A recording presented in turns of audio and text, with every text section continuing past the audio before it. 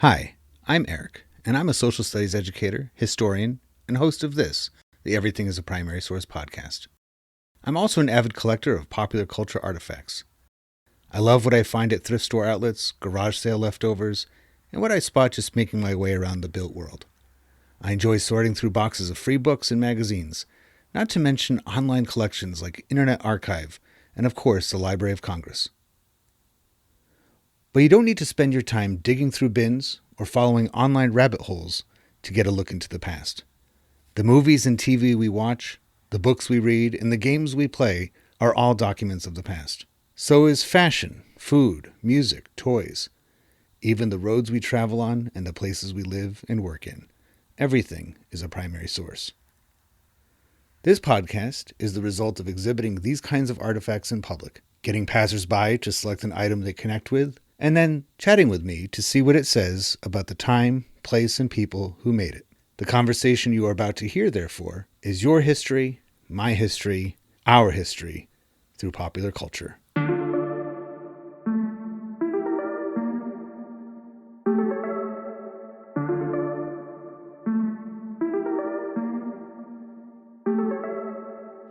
Clement is here, all the way from Houston, Texas, and how are you liking the conference so far? Have you been to this conference before? I have not. This is my first conference attendance, and I'm enjoying it very well. Surprised by all of the inclusive resources that are available as long as you have your teacher email. So that's really great. And I found great resources to help impact learning in the classroom. Be prepared for a flood of emails in the next few weeks. Yes. And probably spending most of your Christmas break sorting through them and deciding which ones to keep and which ones not. So you're from Houston, Texas. Yes. Have you been to Boston before? I have. You have? I am a speech and debate coach, so we come yearly to Harvard's tournament. This is a big national draw, and that's in February. So typically when I come to Boston, it is on par for the rain, snow, etc. So yeah, and you get to bundle up, and it's not. Does Houston get? I know a couple years ago you had a really bad cold snap, but it's a pretty moderate climate. It is, especially this year. But yes, we do have some snaps. We have some freezes. We snow occasionally in a bluest of moods. But for the most part, it's pretty mild. We have mild winters, and it just will have cold fronts come in and out. Excellent. So tell me a little bit about your teaching career and where you are. I mean, clearly, if you're bringing students to Boston, to Harvard, I've heard of that place, for debate, you're obviously a very active teacher. You're not just, here's a bunch of worksheets, fill them out, kind of thing. Where'd you get your start? So this, I will try not to be so lengthy, so I'll sum it up with, when I graduated from the University of Houston, go Cougs, I had a political science undergraduate degree, but there was a job posting for educational research, specifically reading intervention. The question was asked, at what age do you need to intervene for students to turn around, they're having difficulties with reading? Yeah. And so we ran that project for a long time, and that was my foray into education. But to fast forward to today, so now I teach at the middle school level, all levels of history, so geography, U.S. history, Texas history, and I was a debater myself starting in middle school, and so as I have become an educator, I continue coaching speech and debate teams. I had I teach high school, but I had a middle school teacher tell me recently, she said, how'd she put it? She said, the wonderful chaos that is middle school. Yes. Is that what how would you describe middle school? Is that accurate? I would add to the chaos that it is a unique time in everyone's life that is irreplicable. So I work a lot with, when I'm doing the debate, it's with high school students. I teach college students at night English. So I'm working the gambit of ages, and I still find in middle school something is special, unique, and it's a time for a lot of growth, exploration. Yeah. And students don't have, they're more themselves. They're more themselves since they don't have a lot of that social awareness that comes later. So it's great to see the authenticity of the student. Yeah, that's a great way of putting it. I have a lot of freshmen this year in particular, and they're basically middle schoolers until the end of their freshman year. Yes. They're still, and I see a lot of that in that. Yes. When you put it that way, I absolutely see it that way. What would you say about the state of social studies education right now? Is there great things about being a social studies educator in this era? Are there challenging things? Both. I would say the greatest thing, as I tell the students, is that social studies is an English class with facts. So I think it's great that students hone the skills, reading, writing, critical thinking, which is really one of the most important skills. And I don't know many other subjects that allow students to do such critical thought and to connect what's going on in their lives today with yesterday and to think about tomorrow. Right. So social studies has its own great uniqueness that it's not really replicable and is great because students must take social studies throughout their academic careers. The challenges are but the challenges that are present, a lot of it stems from maybe people have not learning how to critically think or not learning how to truly dissect history. So we are divided and we are confused and there is a lot of passion and polarization, but the social studies classes could bridge all of our dissension. And again, we can help people think and really help the dissection of the past so we're not repeating it, which is what I thought we always say history and social studies is about. So not only is it tangible in learning how to vote or what voting is or what the electoral, so you'll get some of the civics education, but just connecting the dots for better. Well, I like what you're saying about English, and they're having a conference right now in Boston too. The English teachers. And so it's like they're in our buildings. Those are always our buddies, right? Because we're humanities people, But I like the way you put it. It's like we have the English stuff, but we also have the facts on our side. That we can point to the hard stuff. And show you why the soft stuff is connected to it. And I would say that this struggle component. One of the things that we're really emphasizing for our council, New Hampshire Council for Social Studies, is putting the social back in social studies. Because you're absolutely right about that. When you have all these facts to go through, the technical stuff, it's there and you can kind of work through it, but talking about it. Like, have you ever had this happen where you intend to maybe start class with a conversation or something like that, maybe spend 15 minutes on it and then get something else? Next thing you know, it's 60 minutes later and you're still talking. Absolutely. I'm assuming you're okay with that. Right. Okay. So I think most people in this building would be okay with that because that's our job. We are social. You're being social. I'm being social. We're being civil and social, and that's what helps break through. It does. So you said bridging. We could also say kind of break through barriers. Through that. Instead of always putting up walls. That is. So let's round out that conversation. Let's see how good we can segue. What was the topic that you chose for?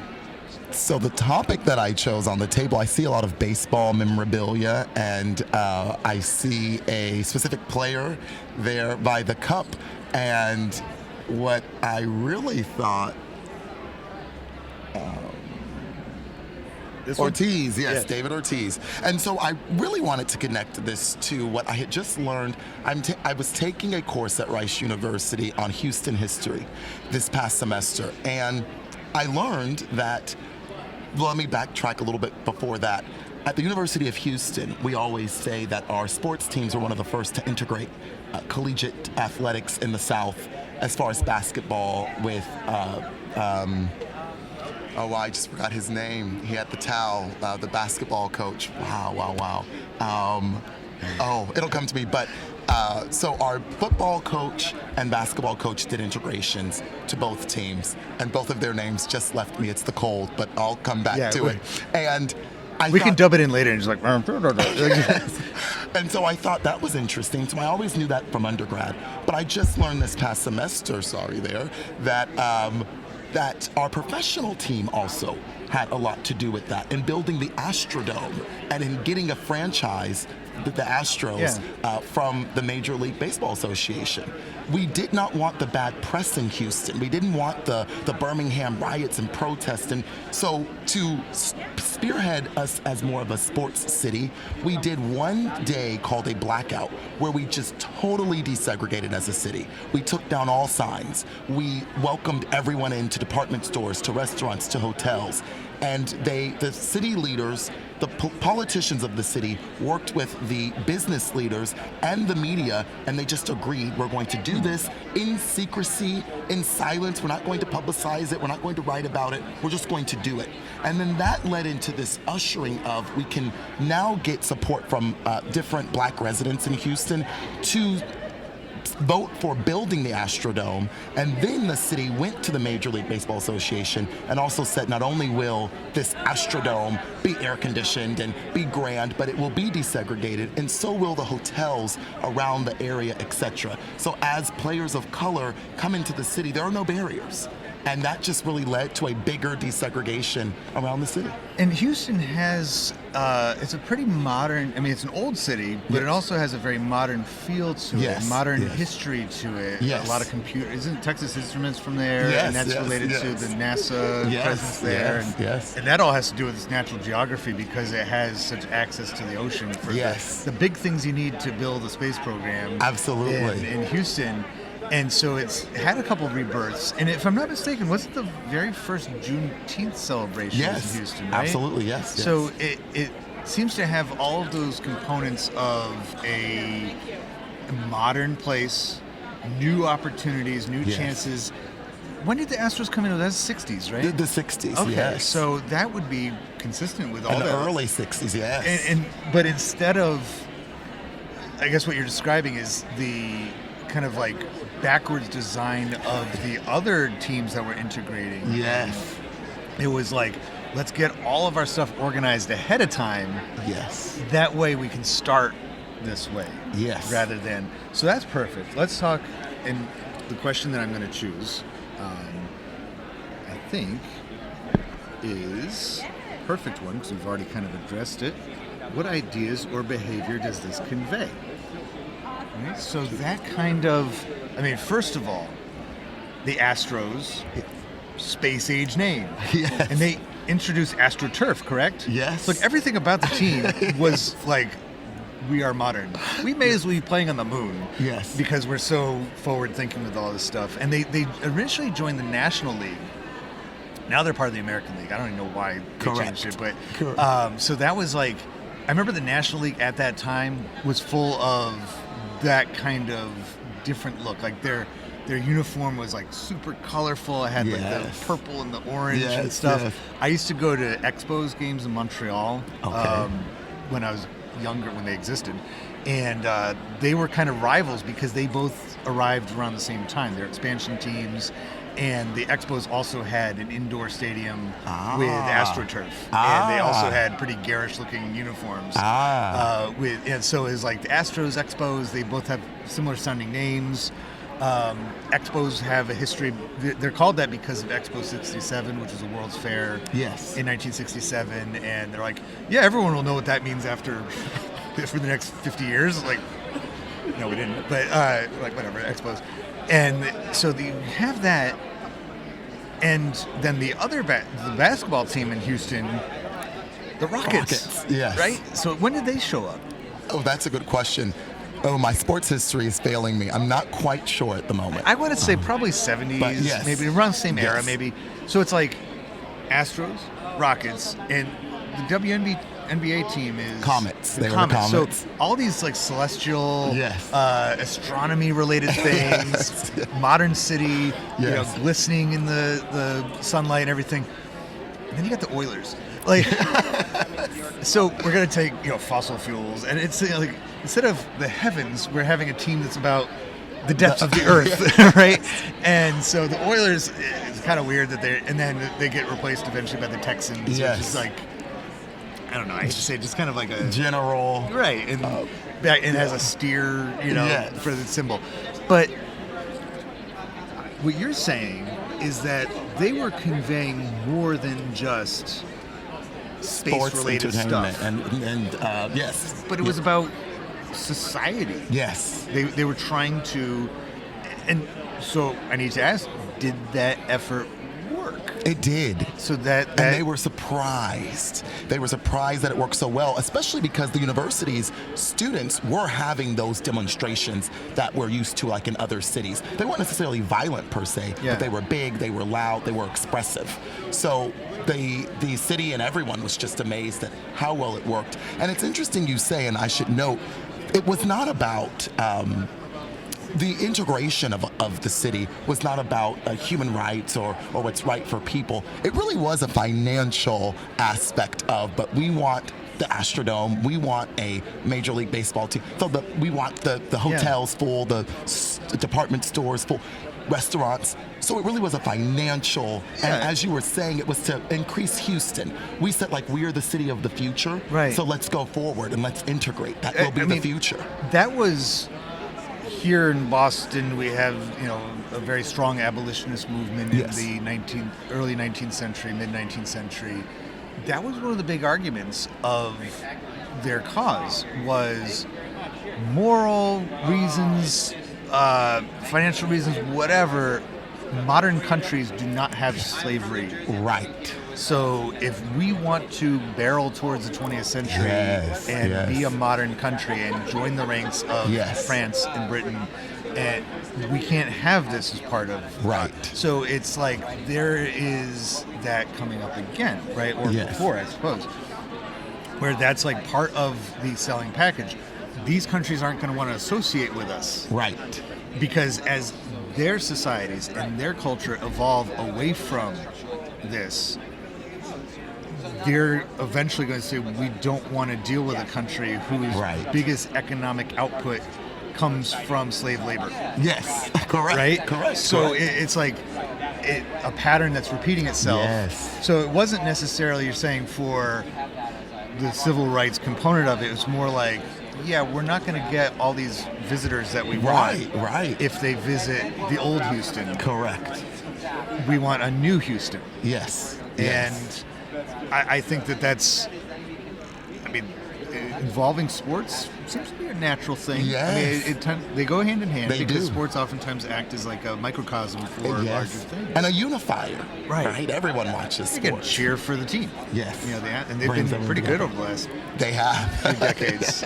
I don't follow Major League Baseball as close as I used to. Okay. But I know I hear the Astros come up pretty frequently, and so totally separate from that. Yes. One of my favorite movies, especially in October, is My Best Friend is a Vampire. Have you ever seen that one? I don't think so. It was filmed in Houston.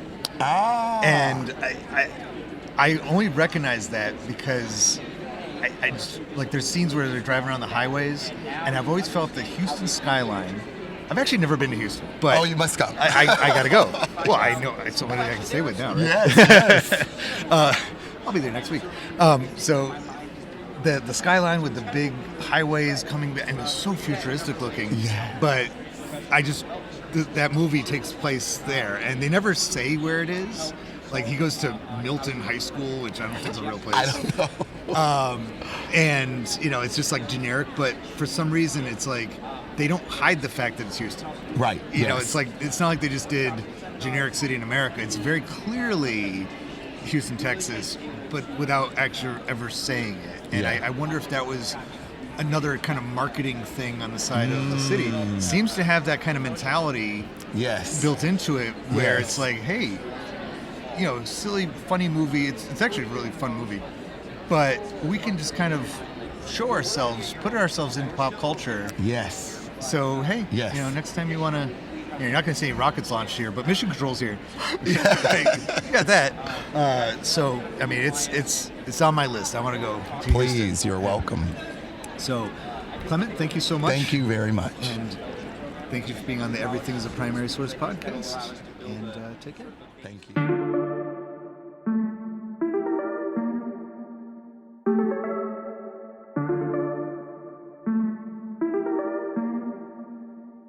Popular culture, by definition, connects and unites us, and proves that people of different backgrounds, in fact, have a lot in common with one another.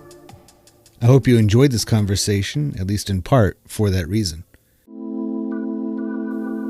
If it connects with you and you'd like to add to it, or any of the podcast episodes, just visit everything-history.com and search for the Everything is a Primary Source project, which can be found in the classroom section of the website. We'd love to hear what you have to say.